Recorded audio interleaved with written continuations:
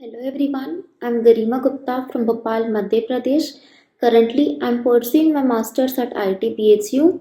I chose IIT BHU as my master's college as I secured All India Rank 20 in the year 2020. Every year, this examination, that is Graduate Aptitude Pharmacy Test, is held in the month of either January or February. Students keep on asking me about my strategy, which books I referred for subjective and which books I referred for MCQ solving purpose. They also ask me about how I dealt with the examination pressure and at what time I started preparing for this exam. So through this YouTube video, I'll be sharing my experience. So let's go right through the video. सबसे पहले मैं आपको इस exam pattern के बारे में बताना चाहूँगी। तो इस एग्ज़ाम में अबाउट 125 क्वेश्चंस होते हैं।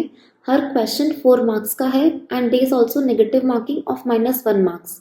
ठीक है, तो इन 125 क्वेश्चंस को सॉल्व करने के लिए आपको 3 आवर्स का टाइम दिया जाता है। सबसे इम्पॉर्टेंट कौन से सब्जेक्ट्स होते हैं जीपैट पॉइंट ऑफ व्यू से?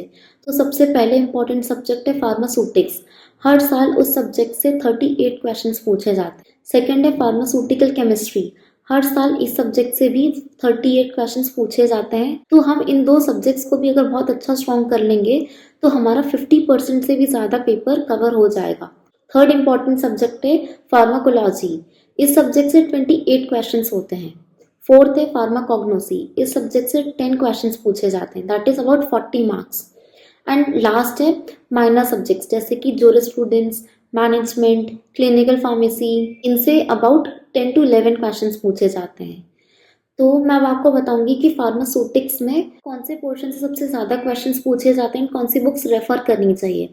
तो फार्मास्यूटिक्स के लिए मैंने रेफर की थी मार्टिन एंड लैकमैन। ये दोनों बुक्स बहुत स्टैंडर्ड बुक्स हैं। अगर कोई स्टूडेंट को डिफ़िकल्टी होती है इन बुक्स से रेफ़र करने के लिए तो they can also refer N K. Jain, C V S. Subramaniam.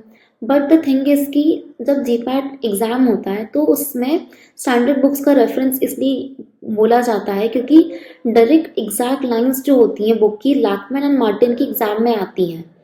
Concept building के लिए C V S. Subramaniam and N K. Jain they are good books, but from exam point of view Lachman and Martin books are very necessary and exam में direct lines आती है in book से। इसके बाद आता है कि लैकमैन बुक को पढ़ना कैसे है। तो स्टूडेंट्स का क्या होता है कि वो डायरेक्ट बुक उठा के पढ़ने लगते हैं विदाउट ये जाने कि हमें क्वेश्चंस कैसे आते हैं एग्जाम में। तो सबसे पहले इसके लिए नेसेसरी है कि आप प्रीवियस से क्वेश्चंस उठा के देखिए। प्रीवियस से पेपर चेक करेंगे तो आपको पता चलेगा कि एग्जामिनर किस पोर्शन से क्वेश्चंस बनाता है। अगर वो हमें पता चल जाता है तो हमारी बुक रीडिंग बहुत ईजी हो जाती है।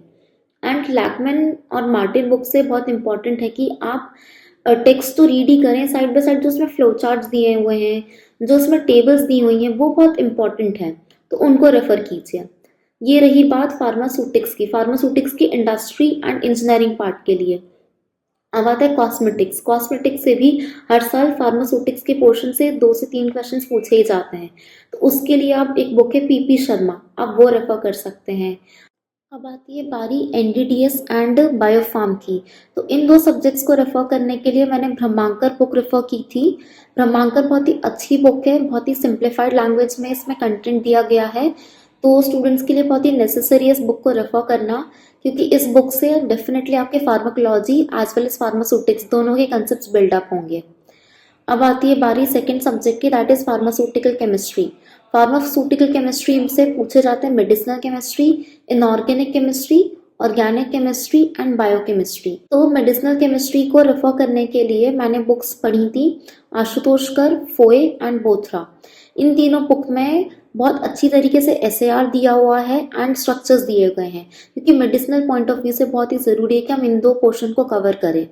एंड बहुत ही इम्पॉर्टेंट है कि अगर हम मेडिसिनल केमिस्ट्री को फार्माकोलॉजी के साथ रिलेट करके पढ़ेंगे तो डेफिनेटली हमारे कंसेप्ट्स जो बिल्डअप होंगे वो बहुत ही स्ट्रॉन्ग होंगे। अब आती है बारी ऑर्गेनिक केमिस्ट्री की।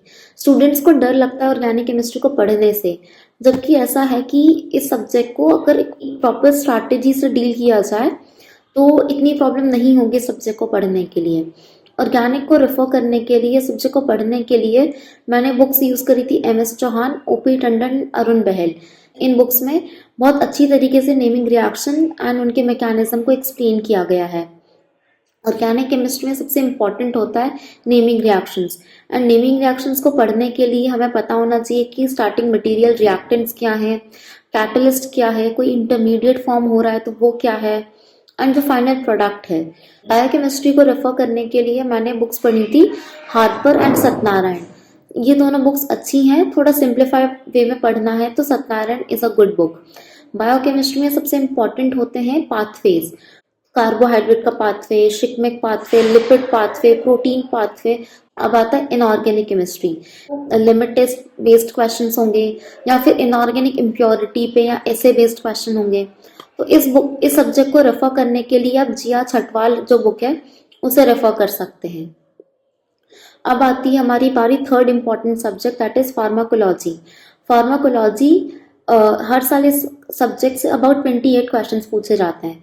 तो इस सब्जेक्ट को रेफर करने के लिए आप केडीटी एंड स्पर्श गुप्ता बुक उठा सकते हैं पढ़ने के लिए। हर साल इम्पॉर्टेंट है कि इस सब्जेक्ट से क्लासिफिकेशंस पूछे जाते हैं।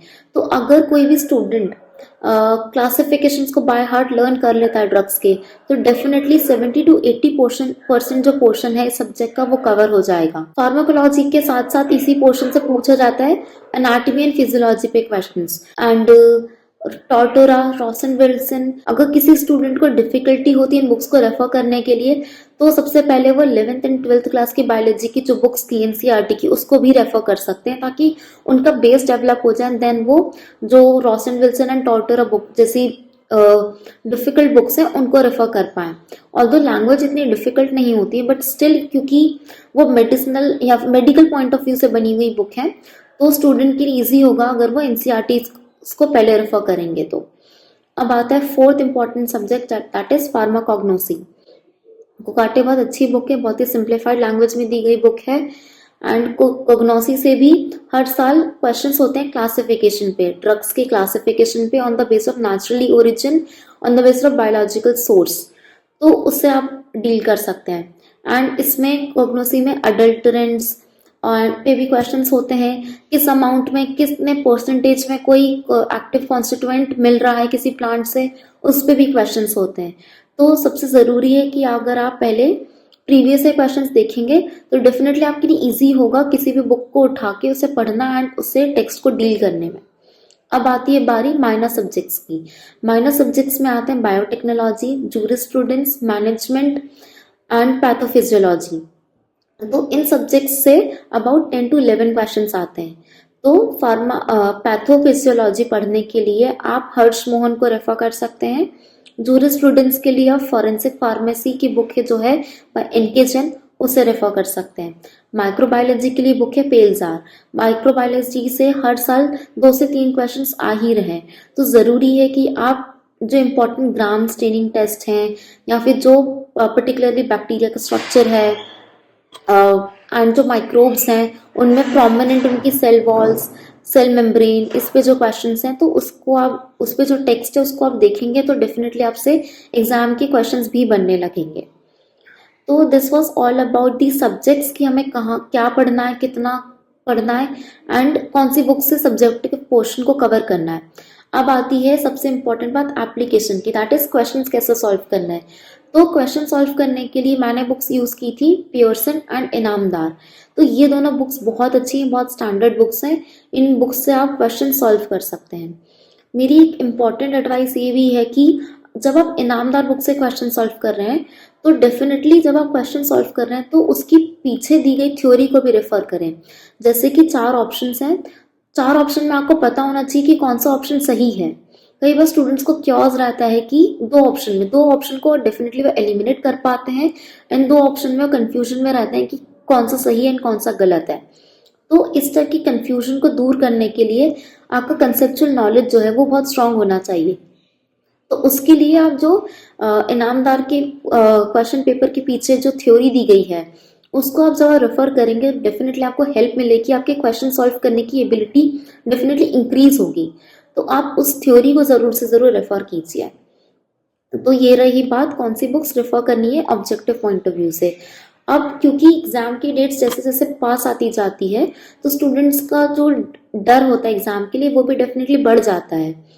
तो उस टाइम पे स्टूडेंट्स कुछ कुछ डूज एंड डोंट्स फॉलो करना चालू कर देते हैं, कुछ कुछ भूल जाते हैं, तो वो कुछ भी मतलब आउट ऑफ द बॉक्स करने लगते हैं, जो चीज़ उनका नॉर्मल रूटीन में नहीं होती है वो उसे फॉलो करने लगते हैं। तो इसके लिए ज़रूरी है कि आप डेफिनेटली रोज़ पढ़ाई कीजिए। कई स्टूडेंट्स का ऐसा होता है कि अगर उनके एग्जाम में नंबर कम आ रहे होते हैं तो वो पढ़ना बंद कर देते हैं, जबकि ऐसा बिल्कुल नहीं करना है। आपको रोज़ पढ़ाई करनी है, रोज़ क्वेश्चन सॉल्व करना है, रोज़ बुक्स रीड करनी है। एंड डेफिनेटली आपका एग्जाम का जो कट ऑफ है, आपको हर बार यही कोशिश करनी है कि आप एक minimum number of questions attempt करें एंड अपना एक मार्क्स का लेवल इंक्रीज करते जाए हर बार। जैसे कि 2020 में जो कट ऑफ था एग्जाम का वो था 163, 2021 में था 186, इस बार डेफिनेटली कट ऑफ जो है क्रॉस करेगा 200। तो स्टूडेंट्स को कोशिश यही करनी है कि इस बार डेफिनेटली उनके जो मार्क्स हैं वो 200 के अबव ही रहें, तभी वो गारंटी कर पाएंगे कि उनका सिलेक्शन पॉसिबल है इस बार के जीपैट एग्जाम में। एंड डेफिनेटली आने वाले ईयर्स में ये कट ऑफ इंक्रीज ही होता रहेगा। तो स्टूडेंट्स को अपनी एक्यूरेसी भी बढ़ानी है, नंबर ऑफ क्वेश्चन ज़्यादा से ज़्यादा सही सही करना है, एंड जो गलत कर रहे हैं क्वेश्चंस उसको एनालाइज करना है कि उनकी गलती कहाँ हो रही है एंड वो कहाँ सिली मिस्टेक कर रहे हैं। So that was all about this examination strategy. If you have any other doubts regarding the examination preparation and any doubt related how to read the books and which books are to be referred more, तो आप वो पूछ सकते हैं comment section में. I'm very glad to help you out. Okay, thank you so much. Bye bye.